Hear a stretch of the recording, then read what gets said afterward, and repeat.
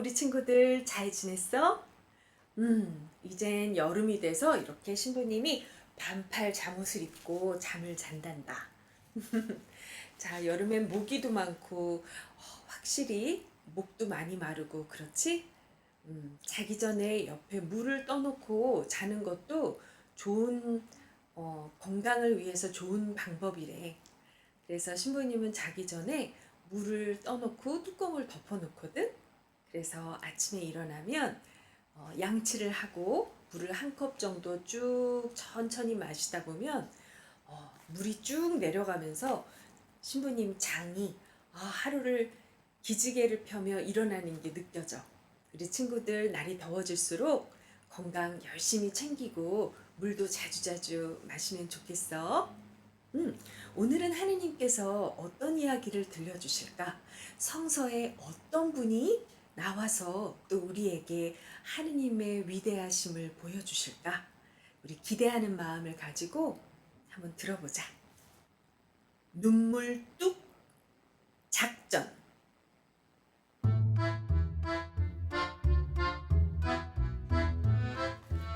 혹시 자신의 이름이 무슨 뜻인지 알고 있나요? 이사야라는 사람이 있었는데 그의 이름은 하느님이 구해주신다 라는 뜻이었어요. 약간 웃기게 들릴지 모르지만 이사야에게는 딱 맞는 이름이었죠. 하느님이 이사야에게 특별한 일을 맡겨주셨거든요. 이사야의 일은 하느님의 말씀을 잘 듣고 그것을 사람들에게 말해주는 것이었어요. 하느님은 이사야에게 한 가지 비밀을 일러주셨어요. 하느님이 그분의 망가진 세상을 고치실 거라는 비밀을요. 그분은 이사야에게 자신의 비밀 구원 계획을 알려주셨어요. 바로 눈물 뚝 작전이었죠. 하느님은 이사야에게 이렇게 말씀하셨답니다. 꼭 하느님이 자녀들에게 쓰신 편지 같죠.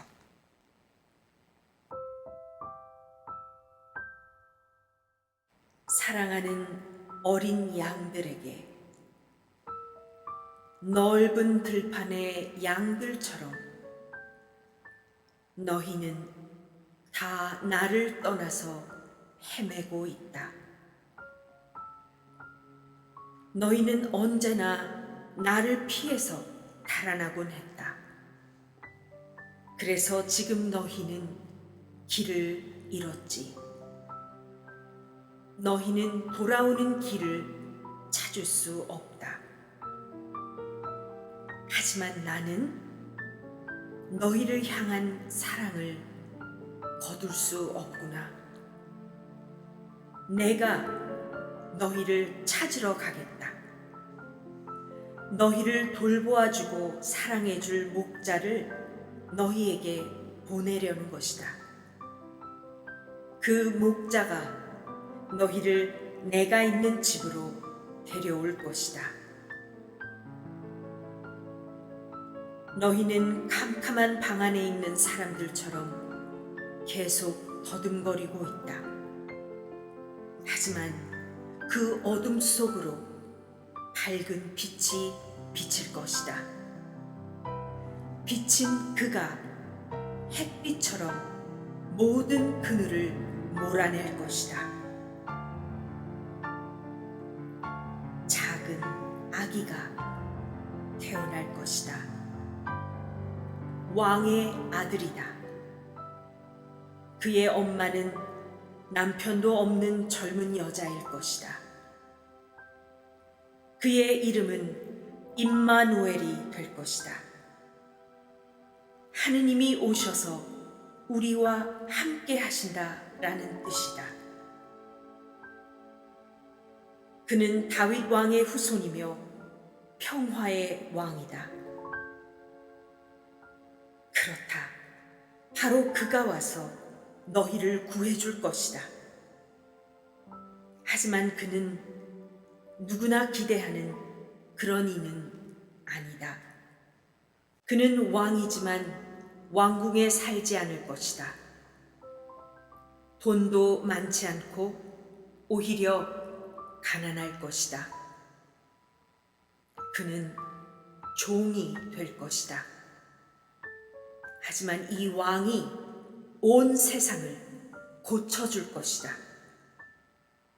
그는 영웅이 될 것이다. 그는 자신의 사람들을 위하여 싸울 것이고 그들을 적들에게서 구해줄 것이다. 그러나 그는 큰 군대로도 칼로도 싸우지 않을 것이다. 그는 보지 못하는 이들이 보게 하고 움직이기 어려운 이들을 사슴처럼 뛰게 할 것이다.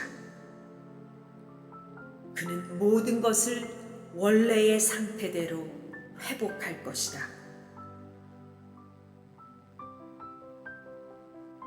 하지만 사람들은 그를 미워할 것이고 그의 말씀을 듣지 않을 것이다.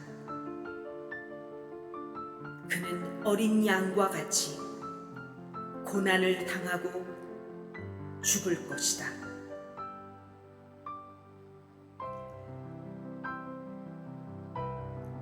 이것이 우리가 만든 비밀 구원 계획이다. 세상이 시작되기도 전부터 만든 것이다.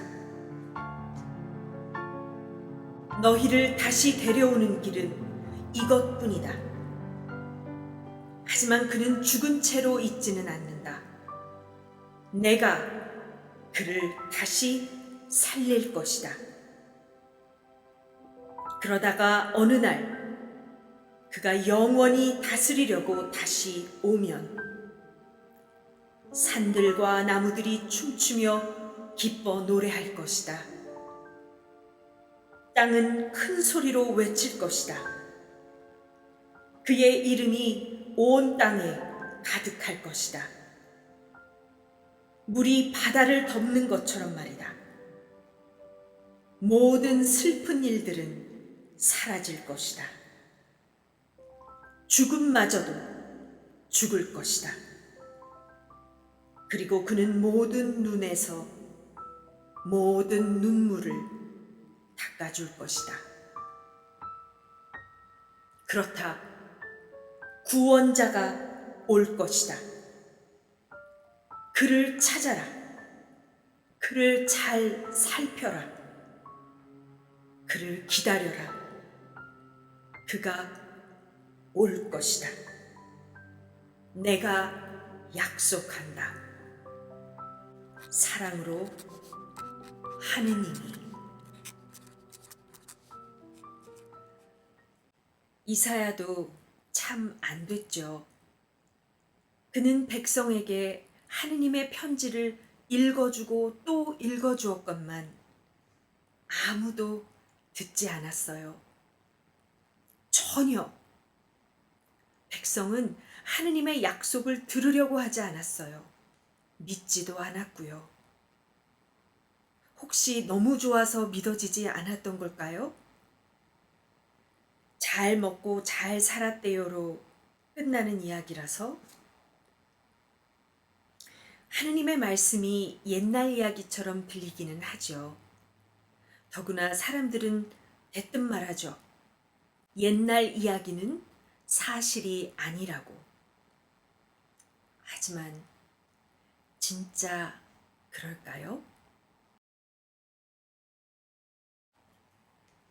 와, 우리 하느님의 긴 편지를 읽었네. 오늘 이 이사야가 전한 하느님의 편지의 말씀은 말이야, 나중에 하느님이 여기서 약속하신 구원자이신 우리 예수님께서 이 땅에 오셨을 때 사람들 앞에서 이 말씀이 바로 나에 대한 말씀이야 라고 알려주셨던 그 말씀이야. 편지를 보면 그 편지를 읽는 사람이 그 편지를 보낸 사람을 어떻게 생각하는지 알 수 있단다. 만약에 신부님이 잘 알지 못하는 어떤 사람이 신부님을 잘 알지도 못하고 신부님도 잘 알지 못하는 어떤 사람이 신부님에게 편지를 썼다. 우리 집에 여러 편지들이 많이 오지? 광고물들도 많이 오고. 근데 그런 거 자세히 하나하나 읽어볼까? 아마 안 그럴 거야. 그치? 그렇지만 신부님이 너무너무너무 사랑하는 누군가가 신부님에게 작은 메모라도 남겼다면 신부님은 그 메모를 어떤 마음으로 볼까? 정말 그 글씨체가 어떤지, 글씨를 얼마나 빠르게 쓴 것 같은지, 혹은 정성스럽게 쓴 것 같은지, 얼마나 생각을 하면서 고심하면서 쓴 것 같은지, 그런 것까지 읽어보려고 노력하면서 읽겠지. 오늘 하느님께서 이사야를 통해서 하느님의 백성들에게 쓰신 이 편지의 말씀을 이사야가 살아서 전해줬던 그 당시의 사람들은 마치 광고물을 보듯이 별로 관심 없게 듣고 보았던 것 같아. 그것은 그 당시 사람들이 하느님을 그렇게 사랑하거나 귀중히 여기지 않았다는 뜻이지. 우리 친구들은 어때? 주일에 신부님들이 읽어주시는 말씀, 또 집에서 부모님께서 들려주시는 성서 말씀, 하느님의 성경 말씀을 읽을 때 우리 친구들은 어떤 마음으로 그것을 읽어? 나에게 정말 귀중하고 정말 소중한 하느님, 나의 모든 정신과 마음을 다 받으시기에 합당하신, 그러기에 알맞으신 그런 높으신 하느님을 생각하면서 그분의 말씀을 주의 깊게 읽어? 아니면 마치 늘 책상에 식탁에 널브러져 있는 광고물을 보듯이 듣거나 볼까? 우리 한번 내가 하느님의 말씀, 하느님이 나에게 쓰신 편지의 말씀을 어떻게 느끼고 대하고 있나 한번 생각해 봤으면 좋겠어.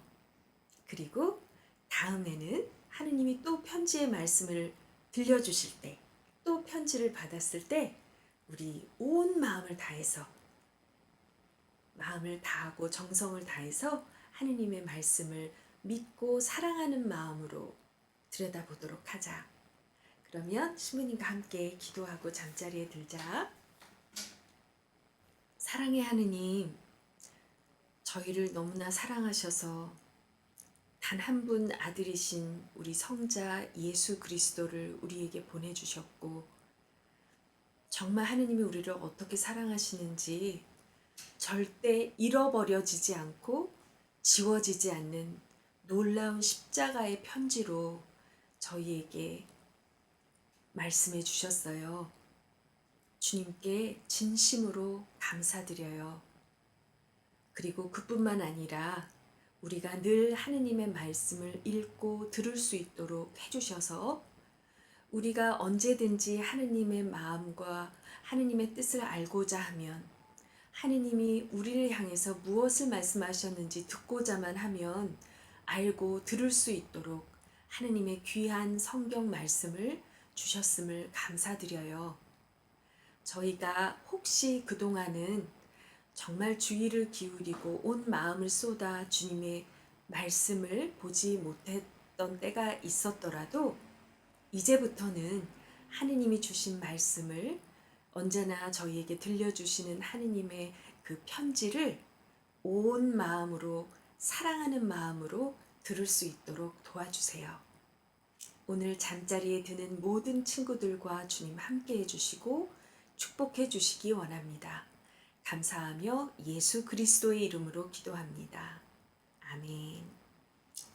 자, 우리 친구들 마음속에 예수님의 편지의 말씀을 계속 음미하면서 예수님 꿈꾸고 잘 자.